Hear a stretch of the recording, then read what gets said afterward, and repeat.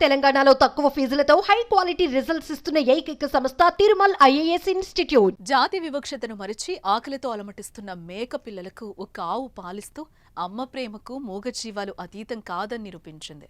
వరంగల్ జిల్లా ఖానాపురం మండలం చిలకమ్మనగర్కి చెందిన యాకయ్య వ్యవసాయంతో పాటు పాడి పశువులను పోషిస్తూ ఉంటాడు. అతనికి చెందిన ఓ మేక 4 మేక పిల్లలకు జన్మనివ్వగా వాటిని ఆవుతో కలిపి మేతకు పంపిస్తూ ఉంటాడు. అయితే 4 మేక పిల్లలకు మేక వద్ద సరిపడా పాలు లేక ఆకలితో అలమటించేవి.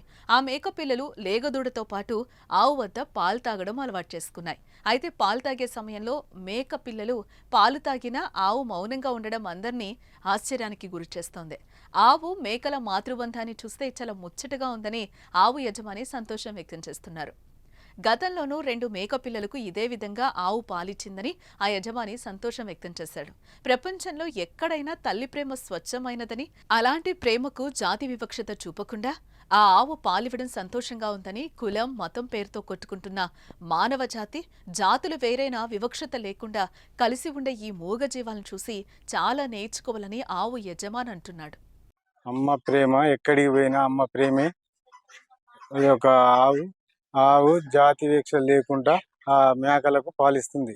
8 మేకలు ఉన్నాయి. 2 సంవత్సరాల నుండి అదే ఆవు సాస్తుంది. పోయినసారి ఒక 5 ఇట్ని సాది, ఇప్పుడు 4 ఇట్ని సాస్తుంది.